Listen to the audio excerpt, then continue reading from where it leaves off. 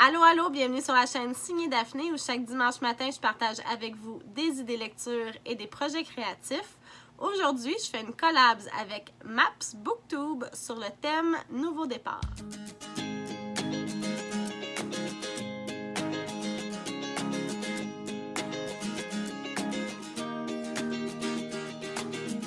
Bon dimanche matin, j'espère que vous allez bien. Alors comme je l'ai dit en introduction, aujourd'hui c'est quelque chose de tout nouveau pour moi. C'est ma première collab officielle en tant que booktubeuse. Je la fais avec Maps Booktube. Je vous mets le lien pour son channel ici dans le petit coin. Puis je vais aussi mettre le lien pour sa vidéo qui est parue hier sur la même thématique dans la boîte de description en bas. Donc, on avait décidé de faire une collaboration ensemble.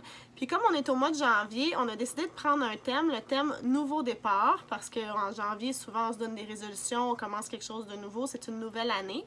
Puis, comment on a fonctionné, c'est qu'on a toutes les deux lu 4 livres.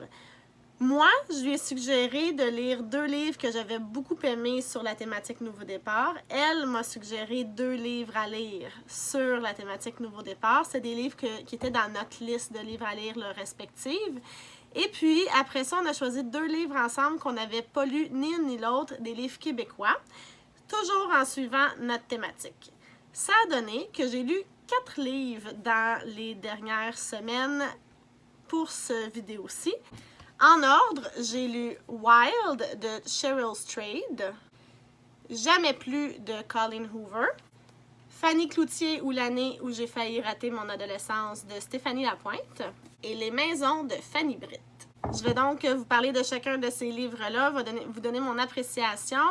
Ensuite de ça, vous irez voir la vidéo de Maps pour voir ce qu'elle a pensé aussi des livres que moi j'avais suggérés et aussi, dans le fond, des 2 livres qu'on a lus toutes les deux, qu'on n'avait pas lus encore, les 2 livres québécois. Wild, c'est un livre de Cheryl Strayed qui a été publié en 2012. Le titre est Wild aussi en anglais. Et c'est une histoire vraie. Si vous êtes un peu cinéphile, vous savez que Jean-Marc Vallée en a fait un film en 2014 qui mettait en vedette Reese Witherspoon. Moi, j'ai vu ce film-là il y a peut-être 2 ans. Et j'ai un aveu à faire, ça m'avait vraiment pas parlé. J'avais trouvé que le film était hyper long, hyper sombre.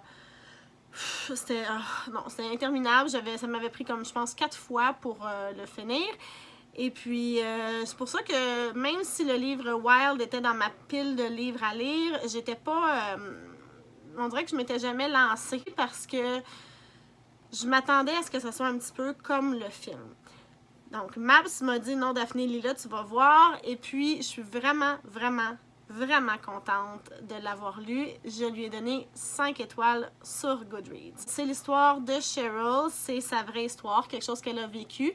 En 1995, elle a décidé de partir pour une longue randonnée en solitaire sur le Pacific Crest Trail, qui est une piste de randonnée sur la côte ouest qui fait dans le fond du Mexique jusqu'au Canada.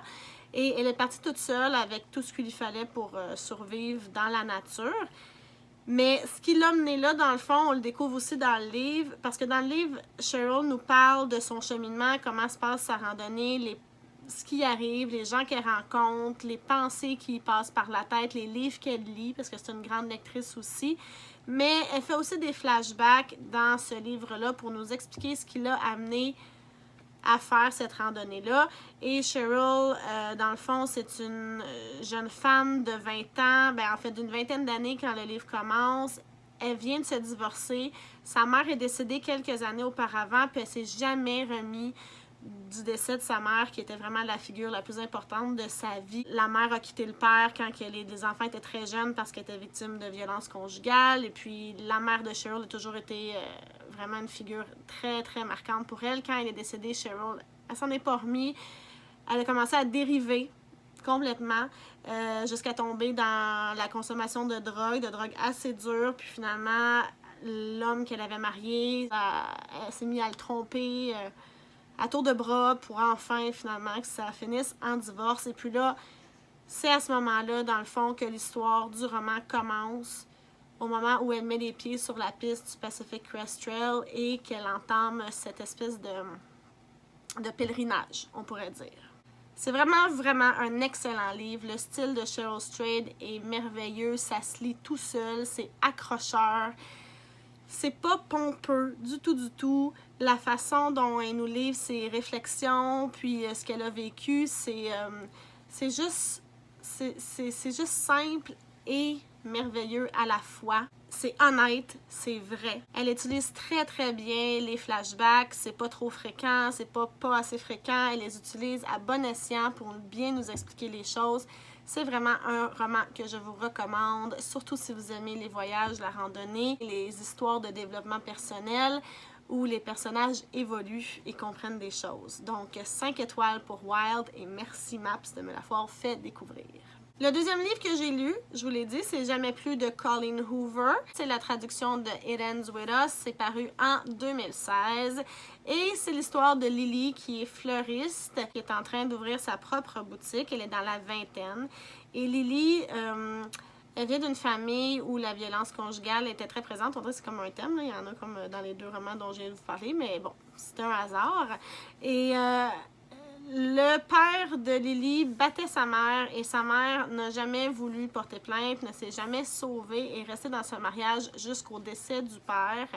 Et ça a beaucoup marqué Lily qui se disait qu'elle ne comprenait pas du tout sa mère et qu'elle jamais ne laisserait quelque chose comme ça lui arriver.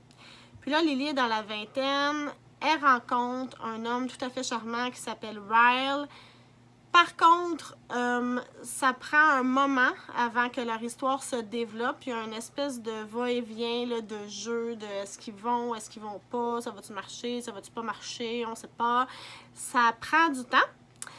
Puis, au bout du compte, quand leur histoire d'amour se développe, là, Lily va falloir qu'elle se pose la question, est-ce qu'elle va laisser le cycle de la violence conjugale se poursuivre? Ou est-ce qu'elle va mettre un terme à ça? J'ai pas vraiment aimé ce roman. J'ai donné 2 étoiles sur Goodreads. J'ai trouvé correct. Comment je pourrais expliquer? En fait, j'ai trouvé que la partie romance entre Lily et Ryle était beaucoup trop longue. Moi, les histoires de gars qui font semblant de pas aimer une fille ou qui jouent un jeu puis que je te veux, mais juste pour un soir, allez, dis oui, mais si c'est plus que pour un soir, je veux pas, puis du niaisage, même. Ça me tape ses nerfs, là. Vous avez même pas idée, des jeux comme ça devrait pas exister ni dans la vie, ni dans les livres. Fait que ça m'a gossé, puis c'est le 2/3 du roman qui est sur leur histoire d'amour qui se développe. Fait que ça, j'ai trouvé ça difficile, j'ai trouvé ça long, j'avais hâte que ça aboutisse. Par contre, quand l'autre partie du roman débute, puis que là, on tombe vraiment dans la vie de couple de Ryle avec les problèmes qui sont soulevés, les réflexions de Lily, ce qu'elle vit, ce que Ryle vit, les parallèles qui sont faits avec la vie, avec l'enfance de Lily, avec ses parents. Là, j'ai trouvé ça intéressant et c'est pour ça que j'ai donné 2 étoiles et pas 1 étoile à ce roman-là parce que sérieusement, ça s'en allait vers le 1 étoile solide. Mais puisque la dernière partie, j'ai trouvé très intéressante, j'ai trouvé que là, enfin, il se passait quelque chose, ça a remonté un petit peu à 2 étoiles. Je le sais que probablement que l'auteur a voulu prendre son temps pour établir la relation entre les 2 personnages, pour montrer que Lily était vraiment amoureuse, puis que ça ne s'établit pas du jour au lendemain, une relation où il y a un des 2 conjoints qui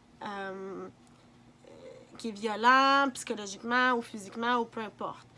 Par contre, elle aurait pu nous le montrer, d'après moi, sans tout le niaisage là, de je te veux, je ne te veux pas, je te veux un peu, je te veux beaucoup, mais moi je te veux, si toi tu me veux, moi je ne te veux pas. Tout ça, là, c'était vraiment pas nécessaire, tant qu'à moi. Par contre, c'est vrai que c'est un roman qui arrive à bien expliquer, à bien démontrer pourquoi des femmes restent prises dans des relations où elles sont victimes de violences conjugales, ou des hommes peuvent rester pris aussi dans des relations où ils sont victimes de violences conjugales parce que c'est insidieux tout ça, puis c'est vraiment, Colleen Hoover le présente vraiment de façon graduelle, c'est donc très réaliste, puis j'ai beaucoup aimé comment toute l'histoire se clôt. Alors, ce roman s'est un peu rattrapé pour moi, 2 étoiles sur Goodreads, mais malheureusement pas plus, et je ne suis pas certaine que je vais lire d'autres livres de Colleen Hoover. Je suis pas vraiment fan de romance, hein, clairement. Coudonc. Le 3e livre que j'ai lu, c'est Fanny Cloutier ou l'année où j'ai failli raté mon adolescence et ce livre est tout simplement magnifique. Ça a été écrit par Stéphanie Lapointe et c'est illustré par Marianne Ferrer. C'est paru en 2018 et il y a déjà une suite. Donc, premièrement, ce livre est de toute beauté. Là. Je ne sais pas si vous pouvez voir, mais la couverture est cartonnée et elle est, je veux dire, regardez comment c'est beau, là. Puis il y a des effets de 3 dimensions, des choses qui sont comme gravées à l'intérieur. Puis quand on prend le livre au complet, c'est le même principe, là.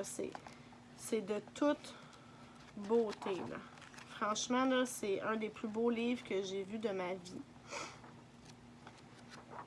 C'est un roman pour adolescents, mais qui m'a totalement accrochée, même si je suis bien plus vieille que le public cible.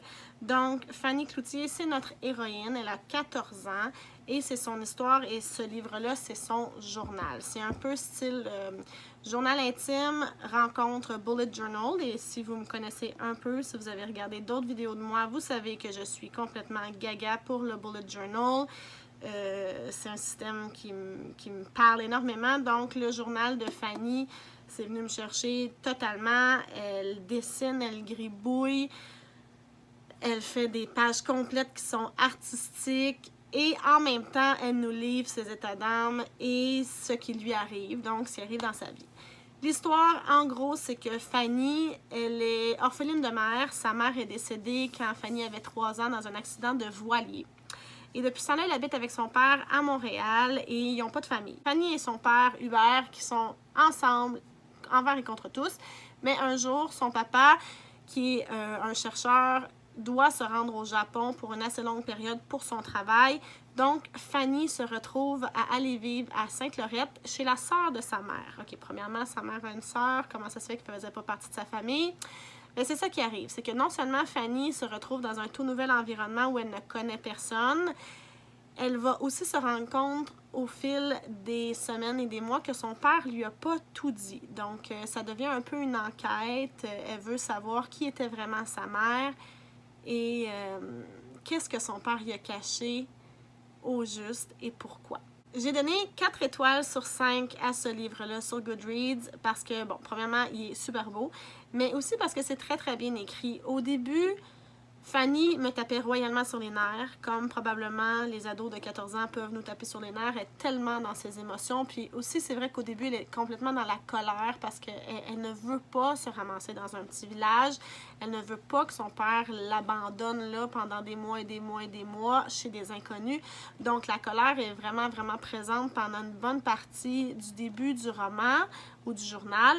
Et puis, c'est sûr que là, moi, ça, j'ai trouvé ça un peu... je me demandais, OK, est-ce qu'à un moment donné, je vais m'attacher à elle? Mais oui, on s'attache à Fanny. Les choses finissent par évoluer pour elle. On découvre que Fanny, c'est une jeune intelligente, curieuse, fonceuse, qui a des bonnes valeurs. Puis, elle est curieuse de savoir... dans le fond, ce qu'on lui a pas dit sur sa mère et ça développe chez le lecteur, en tout cas ça le fait chez moi, cette même curiosité, puis on veut savoir c'est quoi au juste le fin fond de l'histoire. Donc je l'ai lu assez rapidement, ça se lit très très bien et il y a déjà une suite qui s'appelle L'année où mon père m'a forcé à le suivre au bout du monde. C'est certain que je vais aller l'acheter, c'est le genre de livre que je vais absolument posséder parce que sont trop beaux. Et puis, je vais lire la suite probablement dans les prochains mois et j'ai très hâte de pouvoir vous en reparler. Je le recommande absolument pour ados, pour adultes, pour tout le monde. On est déjà rendu au dernier livre que j'ai lu pour notre collaboration sur le thème Nouveau départ. Et le dernier livre, c'est Les maisons de Fanny Britt. Et là, je dois vous dire, my God, quelle déception. Ah oui. J'ai mis 2 étoiles parce que je suis vraiment généreuse sur Goodreads, mais je suis en train de me demander pendant que je suis en train de filmer cette vidéo-là si je vais pas le descendre à 1 parce que sérieusement, j'ai pas aimé ça. Là, je sais que c'est un livre qui a été encensé par la critique, là, tout le monde a adoré et tout le monde en a dit d'excellentes choses, mais moi, là, j'ai juste pas embarqué. Les maisons, c'est l'histoire de Tessa, qui est une femme dans la fin trentaine. Elle est agent d'immeuble, elle est mère de 3 garçons entre, je pense, son plus vieux est en 6e année, fait que 12 ans, puis le plus petit, 5 ans, 4-5 ans. Donc, 3 garçons. Elle a un conjoint qui l'aime, qui est présent pour ses garçons. Donc, elle a une vie très stable, mais Tessa n'est pas heureuse. Et Tessa rencontre un ancien amour de jeunesse qui s'appelle Francis par hasard. Et puis là, elle va se mettre à se demander qu'est-ce qu'elle va faire. Est-ce qu'elle va aller rejoindre cet amour de jeunesse? Est-ce qu'elle va avoir une aventure extra-conjugale? Est-ce qu'elle va laisser sa famille? On ne sait pas. Même elle n'a pas l'air trop de le savoir. Et puis, c'est ça qu'on suit pendant 215 pages. Donc, ce roman qui a gagné des prix, qui a été nommé pour des récompenses prestigieuses, ben moi, il m'a pas plu du tout. Premièrement, j'ai trouvé que le style n'était pas accrocheur. Je suis allée lire des critiques après l'avoir terminé, puis tout le monde salue le style formidable de Fanny Britt. Je m'excuse, Fanny Britt, si un jour tu vois mon petit vidéo sur YouTube, mais ce n'est pas mon style préféré. Moi, que voulez-vous, je suis fan de la ponctuation traditionnelle. Donnez-moi des virgules dans des énumérations, s'il vous plaît. Faites-moi des phrases bien construites. Et là, je suis à vous pour toujours. On dirait que je suis pas très fan de ce nouveau style littéraire. Là. Il faut pas mettre de points jamais, pas faire de paragraphes, pas mettre de virgules. On invente un peu des règles de grammaire comme on veut. C'est pas pour moi, je suis désolée. Alors, j'ai eu beaucoup de difficultés juste à lire le livre. J'ai lu des grands bouts en diagonale parce que je voulais le finir là, pour ce qu'on faisait une vidéo dessus, mais my God que ça a été pénible, puis my God que j'ai été déçue. J'ai aussi trouvé que les personnages étaient vraiment pas développés. J'ai trouvé que Tessa se plaignait pour rien. J'ai trouvé qu'elle vivait dans sa tête. Elle se berçait d'illusions. Elle avait une image négative d'elle-même sans raison. Puis j'ai trouvé que elle avait pas... on dirait qu'elle avait pas conscience de la chance puis de l'amour qui l'entourait. Puis ça me fâche, moi. Les gens qui se rendent pas compte à quel point ils ont des gens formidables autour d'eux. Puis je peux comprendre là, que tout le monde peut faire des dépressions parce que j'en ai moi-même fait une. Puis je peux comprendre qu'on peut se poser des questions, mais de là à vouloir ou envisager tout balancer par la fenêtre pour un mirage, beaucoup de difficultés avec le personnage de Tessa. Et puis les autres personnages étaient quasiment absents, très peu développés, très peu complexes, beaucoup de clichés. Donc, c'est ça. Ouais, t'es un peu déçue. Mais c'est pas grave, parce que sur 4 livres, il y en a 2 que j'ai adorés et un que j'ai aimé un peu plus vers la fin et un seul que j'ai pas du tout aimé. Mais je suis quand même vraiment contente d'avoir fait cette collaboration-là avec Maps. Maps, j'espère qu'on en fera d'autres. C'est ce qui met donc fin à cette vidéo. Cette collaboration avec Maps sur la thématique Nouveau départ pour janvier 2019. Les informations sur les livres dont j'ai parlé se retrouvent dans la boîte de description en bas, tout comme les informations pour venir me suivre sur les réseaux sociaux. Venez me rejoindre sur Facebook et sur Instagram. Avez-vous lu un des 4 livres dont j'ai parlé aujourd'hui? Qu'en avez-vous pensé? Les avez-vous aimés ou pas? Et pourquoi? Venez me dire tout ça dans les commentaires. Ou si vous avez d'autres suggestions de livres que je pourrais lire dans le futur, laissez-moi tout ça dans les commentaires en bas. Ça va me faire extrêmement plaisir. Et surtout, n'oubliez pas de vous abonner si vous aimez le contenu que je vous offre. Et moi, je vous dis à dimanche prochain. Merci! Bye bye!